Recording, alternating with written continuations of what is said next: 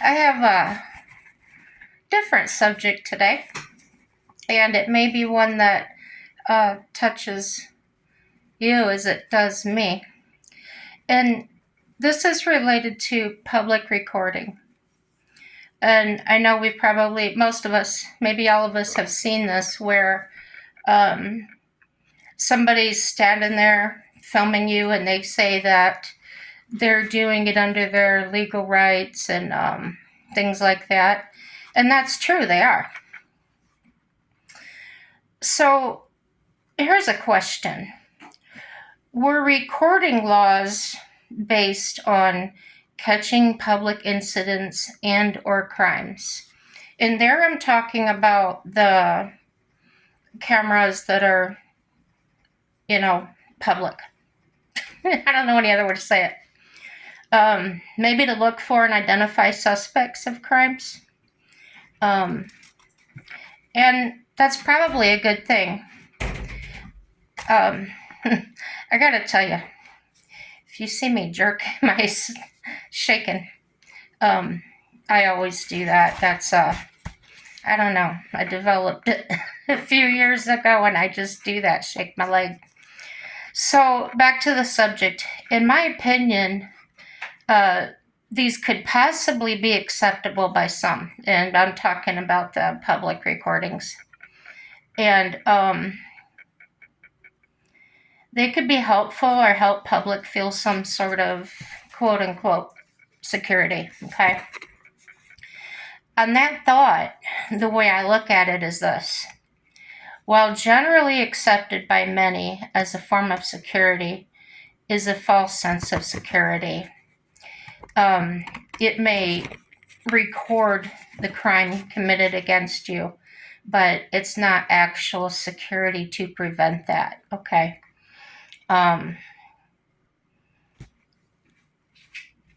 As you know, as a locksmith, I did security for, well, I can't tell you who, but there's businesses and things.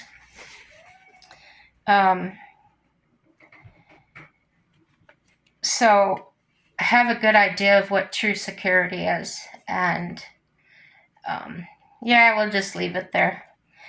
I have strong opinions that I'd like to voice of people deliberately videoing others for no apparent reason, no apparent good reason.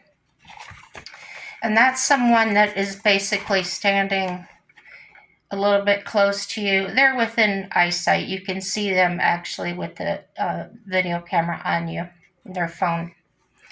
In that respect, after watching several videos where the people are getting severely offended, and I'm not talking about the fake videos, okay? You can see these people are genuinely disturbed by this action.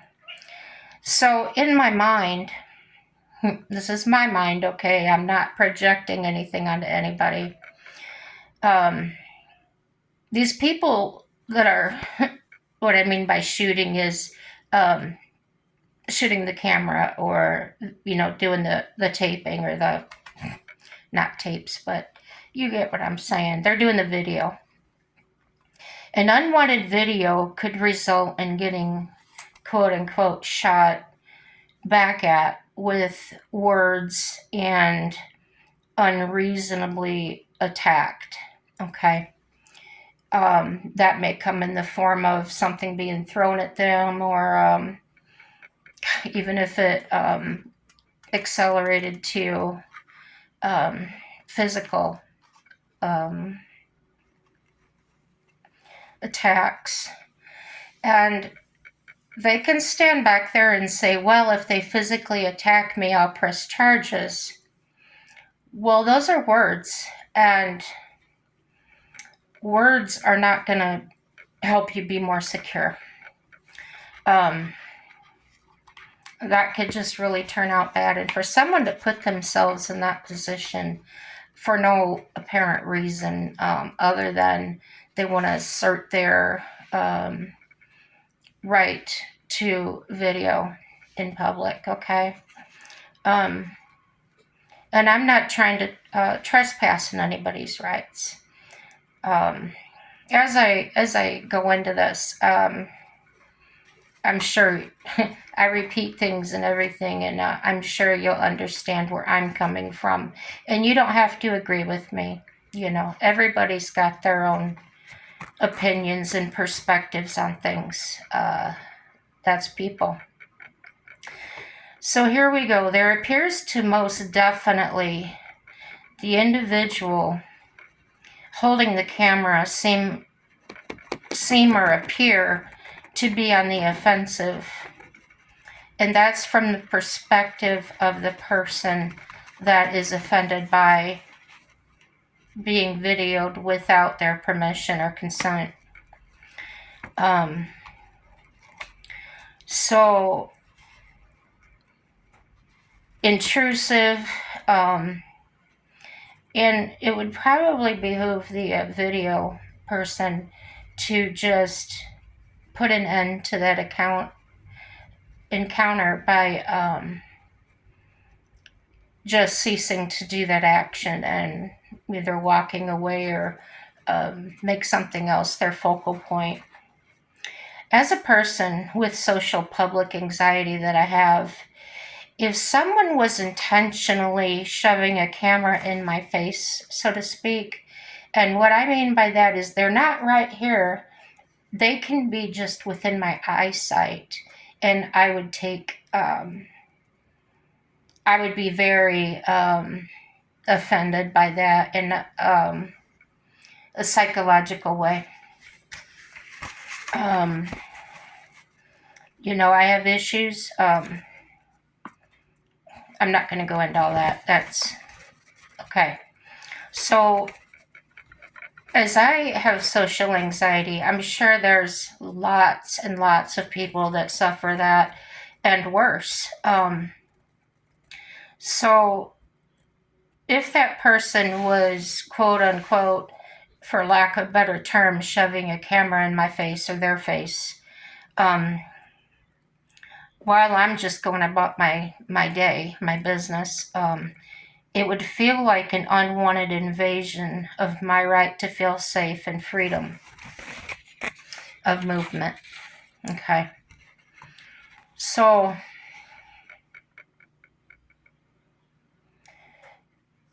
I rented my house out once, and I lived in my garage.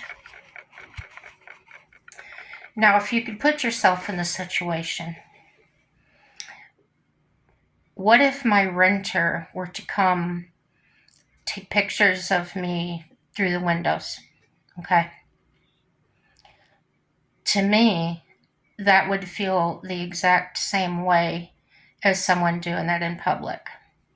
And some of you may see that as unreasonable. Some may start seeing it that way.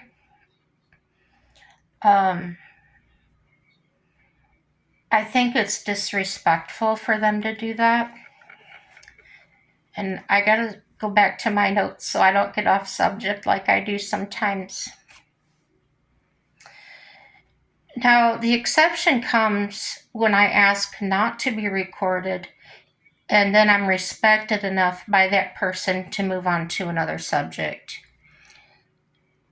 I didn't trample on their rights, and they were respectful and didn't trample on my personal feelings about my rights. In other words, they shouldn't be protected more than I am. That's not equality. Okay. And at this day and age, why should we have to fight for that equality? Why don't people know better, have common sense, as I've talked about in another video? Sort of in the premise of just because you can doesn't mean you should. You could also be seen as provoking somebody. Okay. Yes, we are publicly videoed, but as a whole, we all are, and the differences to me means there isn't a person standing in my proximity, standing in my face, so to speak. Like I said, invading my personal space. And now I realize it could be said people are invading my space because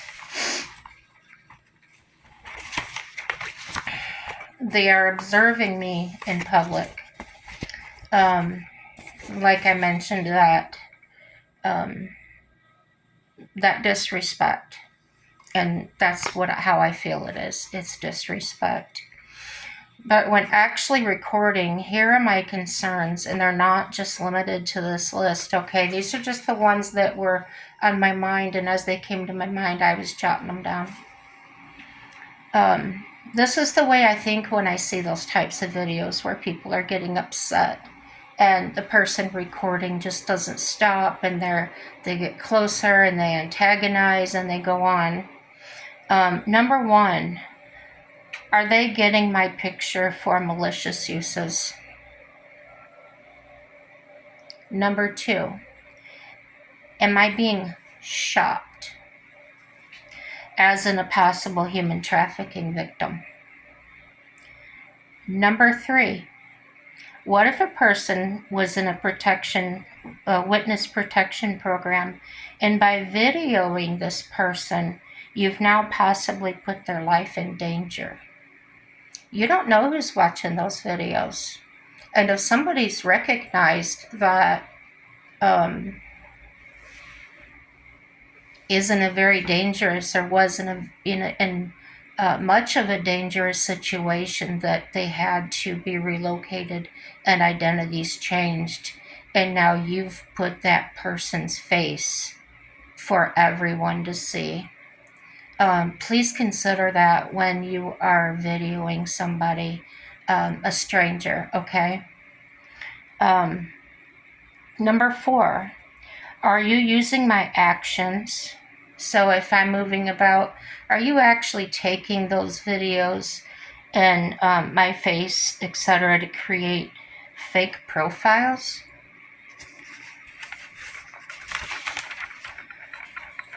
Fake identification for possible opportunities of impersonation, fraud, or theft. Okay?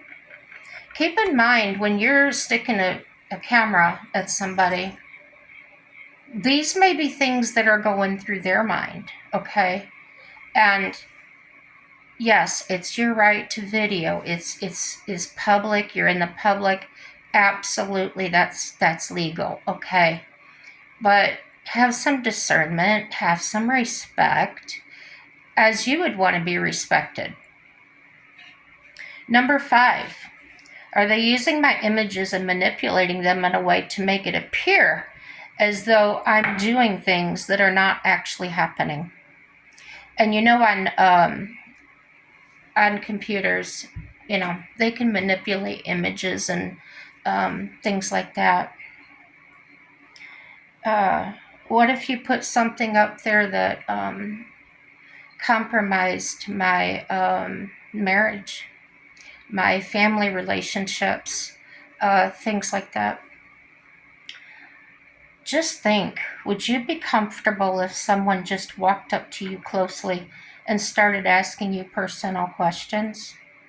What if you're in a grocery store and somebody just walks right up to you really close and starts asking you about your personal life? They start asking you about your body or the way you walk. I'm talking very personal. That to me would feel like an attack, very offensive. And I hope you realize that some people are a lot more sensitive, and when you're doing that, that's how they feel. And that's why you get the reaction you do. And if you're feeding off of that reaction, maybe you ought to see some professional about getting some help Um, wouldn't that creep you out? That would totally creep me out. To me, it would offend me in the same way as somebody walking up to me like that. There are many reasons. The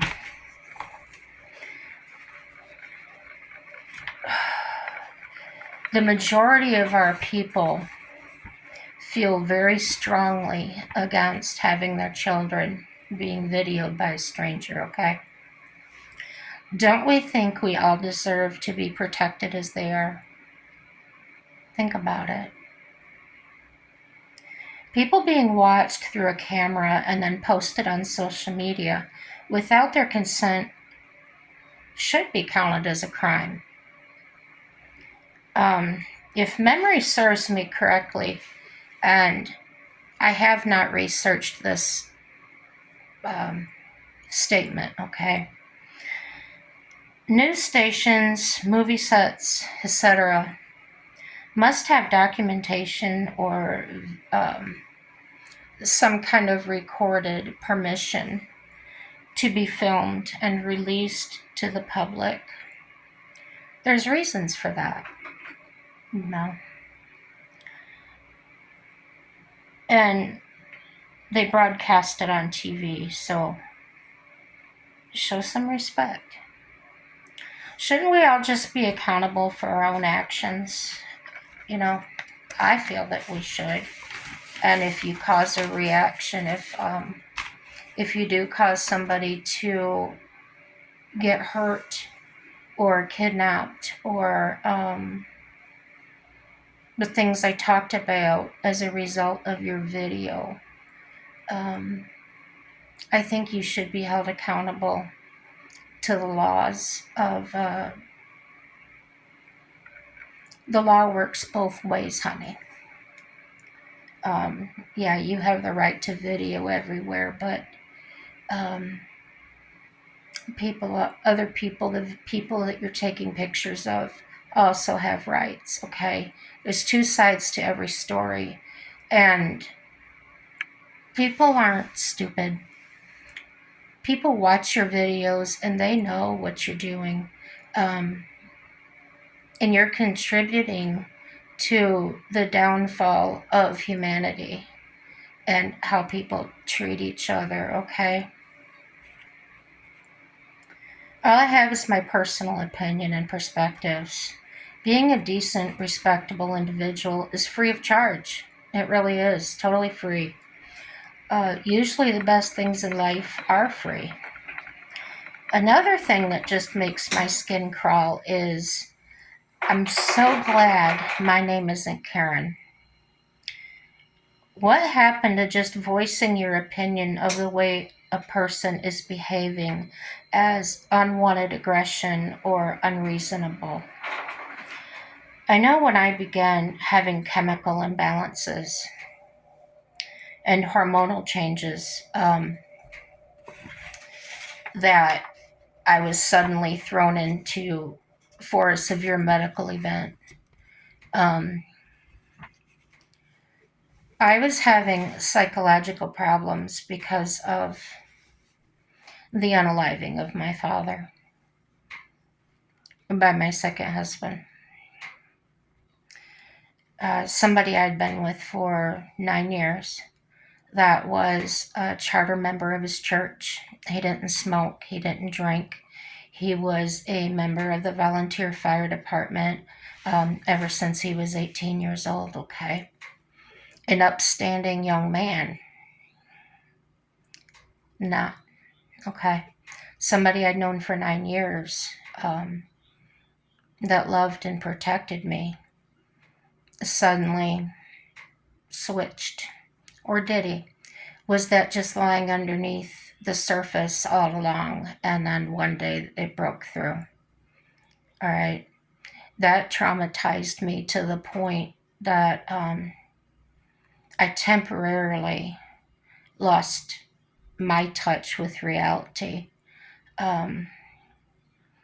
So then, 3 years later, I had the cancer.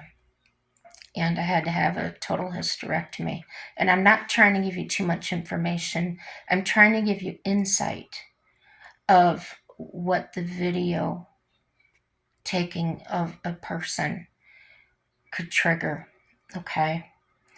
So being thrown into that hormonal change and the chemical imbalance in my brain, I became absolutely rageful. The slightest thing that had nothing to do with my life personally would set me off. I was hurting so deeply.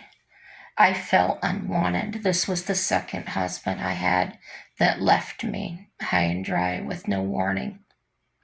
I felt rejected, like I was less than a true woman. Because of the surgery I had nothing to offer life anymore. I began thinking, why am I here? What's my purpose? Lots of negativity. I was angry all the time. All the time angry, if you can imagine, and maybe you've been through that. Suffering so deep inside that the slightest disruption was a huge trigger. Maybe my card didn't work at the ATM. Maybe on my lock job, do the locks, cut the keys, everything was working fine. Go to put in the key and it doesn't work.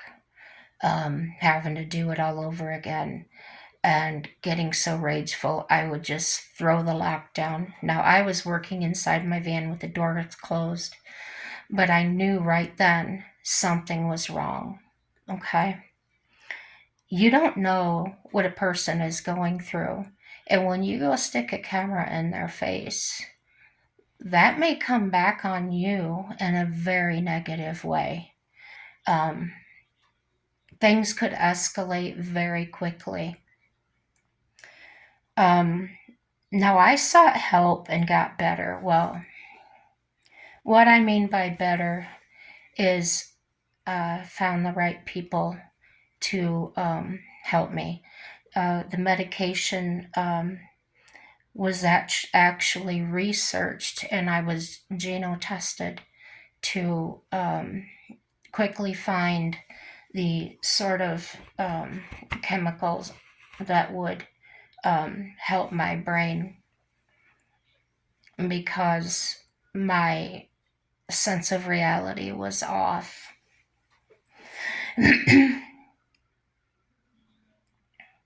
I'm in no way cured,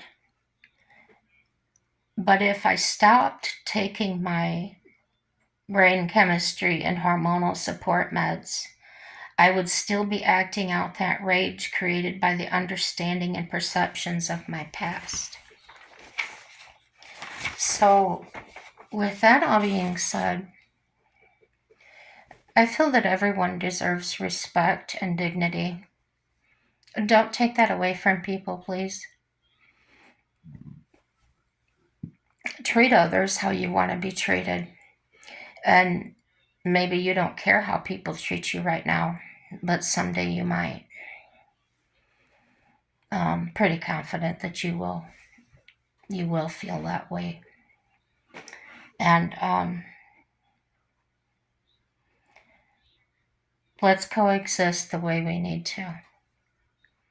You know, all of us have a backstory. All of us have painful memories, devastating sometimes.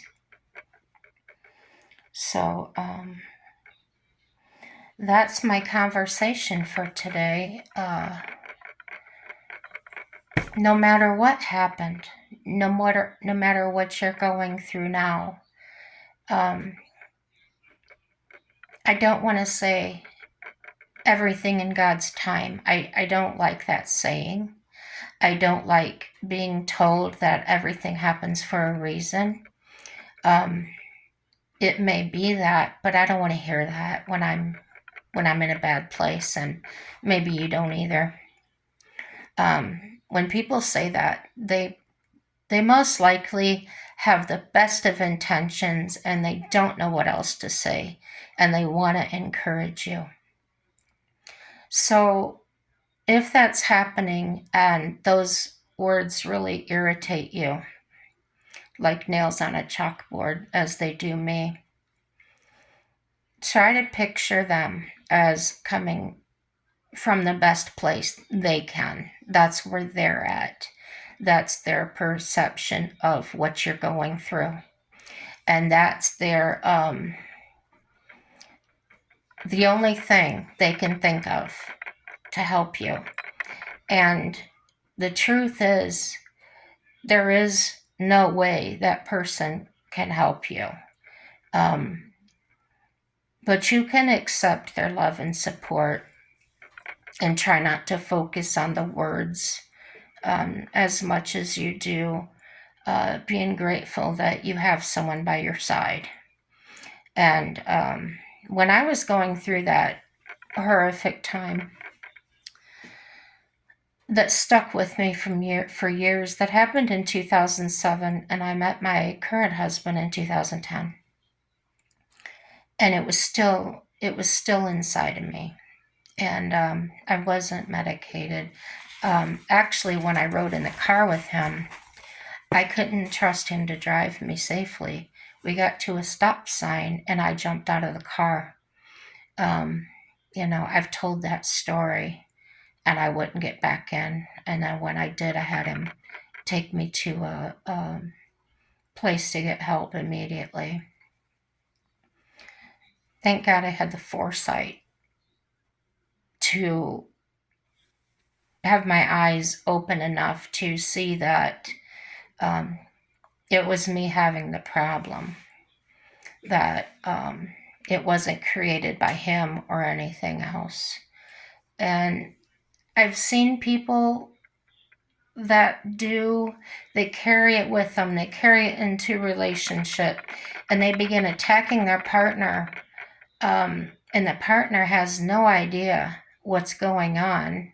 They weren't there when you went through what you went through, but you start throwing that onto that person because it hurts so bad inside and you want to get rid of it, but you don't know how.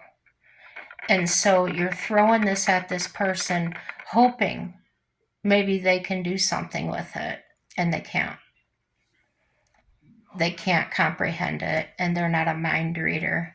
So get yourself some help. Get someone that can help or can listen to you with understanding.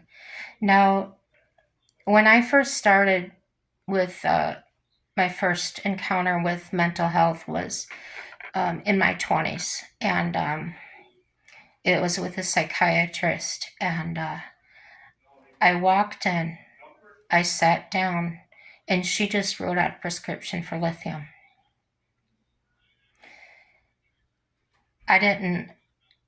I felt worse. It made me feel disregarded or thrown away all over again. So don't give up. If I didn't give up, I kept seeking, I kept going because I was important. I matter. And I had to advocate for myself. And I was alone until I met my current husband. And it worked out that he was a very patient and understanding man. He wanted children, and when that happened to me, the cancer and that was something he had to consider. And he admitted to me after we were married 3 years later that he did actually consider at the time to break up with me. And I wouldn't hold that against him. He had his own his own life, and he had goals and things that he wanted, and one of those was children. Well, when I was sick and that, I wasn't in a place mentally where I could even foster children or anything like that. We did look into it, and the place we lived in was a newer mobile home, but it didn't have things like baseboards, and it seemed really particular for the safety and welfare of the foster children. And we didn't have the resources to actually put that in there into that because, as I said, he was having trouble finding stable employment. He worked all the time, like regularly, but it was temp agencies and low wages. So we made it through, and we continue making it through every day. We work as a team. I take care of myself. Um, I don't burden him with my problems. Uh, I seek a doctor if I need help. I'm not so private that he's not aware. I'll just tell him, well, I had a problem today and I called the doctor, and he'll say, well, are you okay? He cares, and I'll say, yeah, I'm handling it fine. Um, you don't want to be a burden on somebody. I don't. But it's okay to ask for help. Or if you're afraid to go see somebody, um, maybe have a good friend that you trust go with you. Um, I have a caregiver, for instance, that I'll take her right into the doctor's office with me because sometimes my doctor's wonderful. I have no problem with her whatsoever. But sometimes I feel insecure, like I may not remember to tell her something, or she'll tell me something and I won't remember. But if I have that other person there, I can say, did I tell her this? Or, did this occur? Whatever. Um, and she can kind of guide me through that. So I don't do that with my other caregiver. Like I said, you've got to have discernment. Discernment means you got to be able to just sit back, evaluate the scenario, and make the best choice you can. And if your best choice turns out to be the wrong choice, don't beat yourself up over it. It's okay. Um, don't let that make you feel like you have to distrust everybody, because as I found out, there are true people that care. I know I talked about the Nomad Birdie yesterday, I think it was, or the day before, and she was in a bad place when she started, and that's why I brought her up. She has come so far, and she came from a place of feeling like she was alone and nobody really cared. And she's been bombarded, absolutely bombarded, with people encouraging her and supporting her, um, words of encouragement, um, and that shows me that people do care. They're not out to get you. They're not wanting to wreck your life. So I really admire her for actually stepping into an unfamiliar living situation, um, going through the troubles, the trials of living in a vehicle, and at times feeling really like she made the biggest mistake in her life. But then she kept walking, she kept moving forward no matter what. And with the cheerleading going on from her viewers, she has come so far. And of course, she still has problems. Nobody's gonna be 100% cured, but they can get better. And I don't know if she gets any professional help. I know that a lot of people do meet someone like I met the first time, and she just wrote me out a prescription, and it's discouraging, and you feel misunderstood or nobody cares. But there are people that do care, and I want to drive that home to you that you've got to keep looking. You've got to keep moving forward. That you will find the right person for you. I'd like to say I can guarantee it, but if you're not seeking, if you're not trying to get yourself taken care of, it's just going to fester in you. People like us,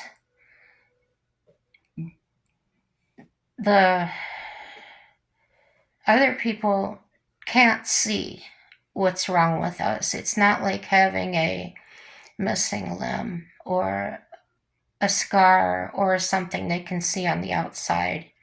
So oftentimes we are misunderstood or talked to in a way that they don't understand that they're actually harming us or triggering us because they're just being themselves. And there's nothing wrong with that.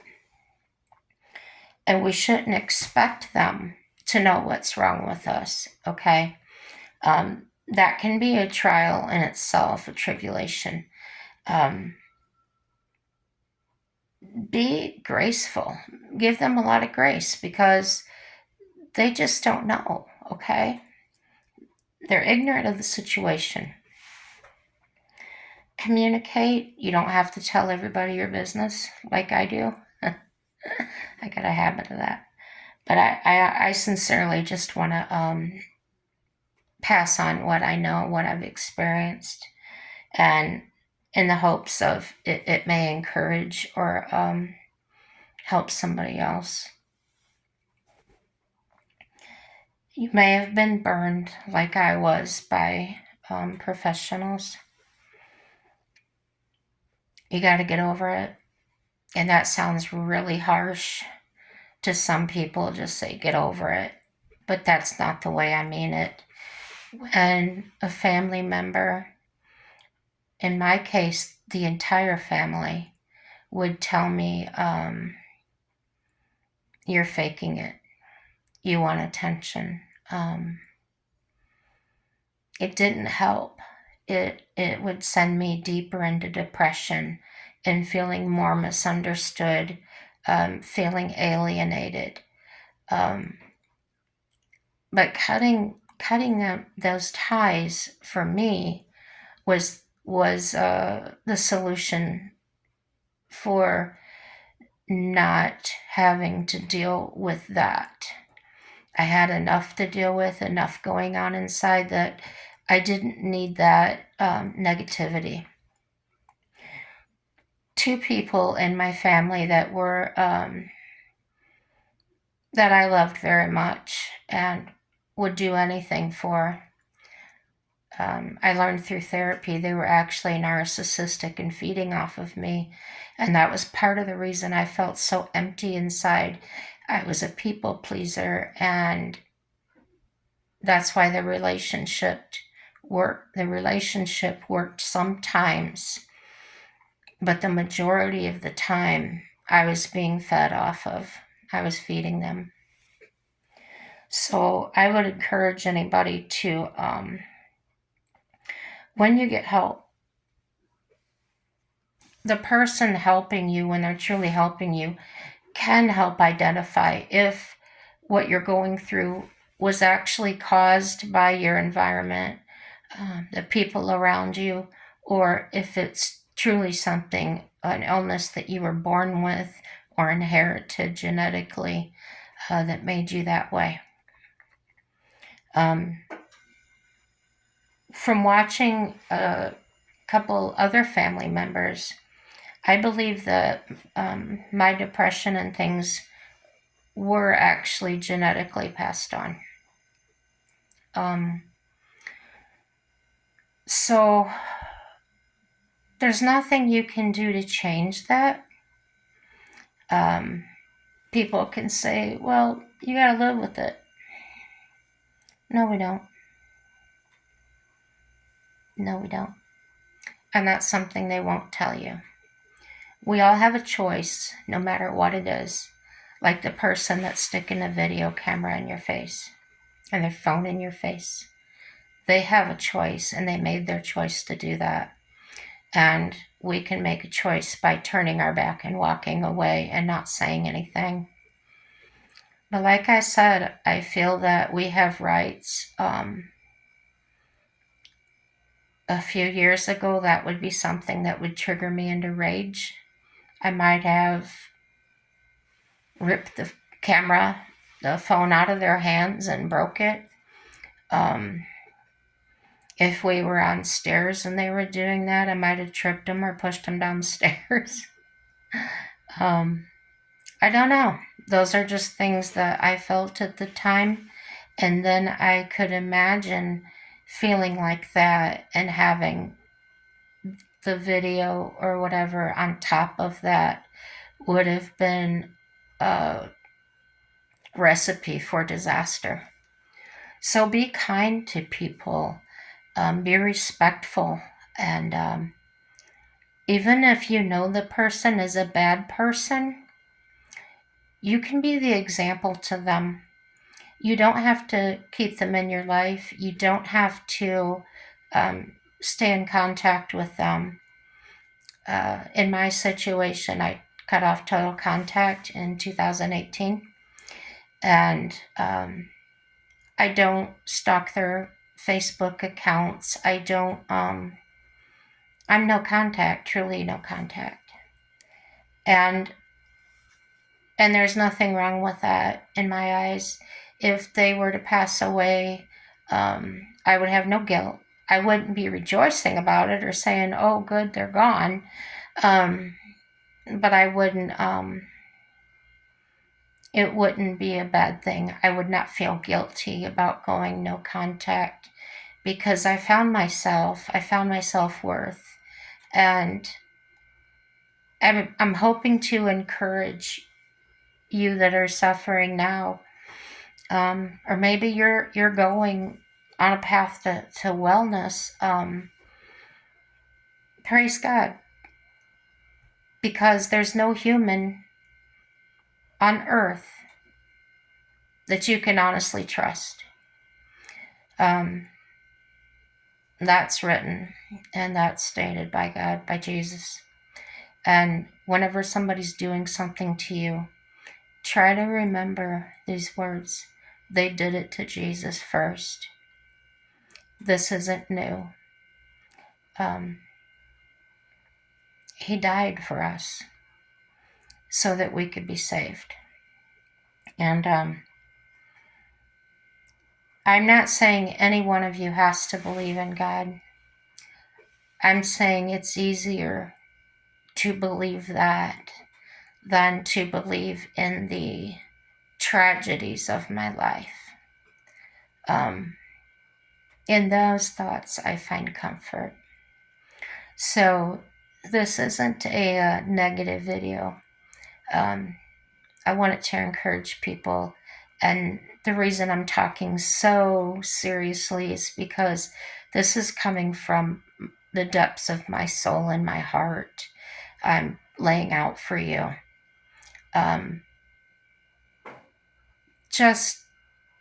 We're the only ones that can change things. We can't sit back and just say, oh, I wish the world was a better place. I wish it was safer. We're the only ones that can change that. Somebody once told me, before my husband and I got married this time, you two are the only people that can destroy this marriage. We are the only people that can destroy our lives and our country. So don't get caught up in other people and what they're doing. Just do what you're supposed to do. Focus on your families, your kids, your wife or your husband. And I hope that everyone watching will end up in heaven with me and others, and where all this pain and things will be gone. We won't remember it. We won't feel it. We'll feel true love because God is love. He's the one that originated love. And He gave us free will, and He allows things to happen because He doesn't interfere. He can intervene for us, but He doesn't interfere. He doesn't change our decisions. We are free to make our own decisions. If somebody does something wrong, if they want to go rob a bank, He lets them do it. But they have to face the consequences of that. And I hope that hits you in a way to make a reality, open your eyes, and to help understand Him better. He didn't harm you. He didn't do that. It was the person that made those choices, okay?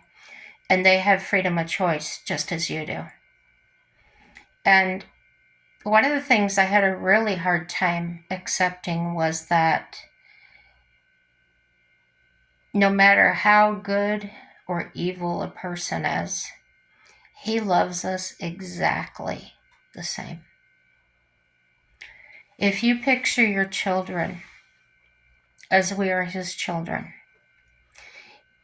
He would love for us all to just reach up to Him with our arms and hug me, hug me.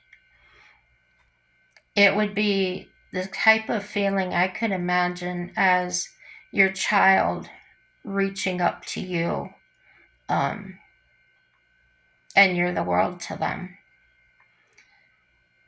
That's all God wants us to do, is to love Him back. And He gave us the freedom of choice. So He's not doing anything different with us than He does with Himself. What He says, He means, and there's no changing that. People change. People speak with a forked tongue. We're influenced by the evils. When we sit and watch horrible things on TV, murders and, enacted, they're fake, but believe it or not, it can affect your psyche. And I've realized that in myself since I stopped watching CSI, things like that, shows. I feel better. I don't get those feelings of, what do you say, like a depressive feeling, or I don't feel like getting out of bed. I can't sleep. All those things have gone away. I watch a lot of YouTube videos. They don't stress me out. And if they do, maybe I'm just not in the mood to listen to that person today. I'll just flip it. And sometimes I've watched it all out as far as I wanted to watch, and I'll just shut the TV off and either play a game or read. So balance is the key. And oh my gosh, I'm making this video way too long. And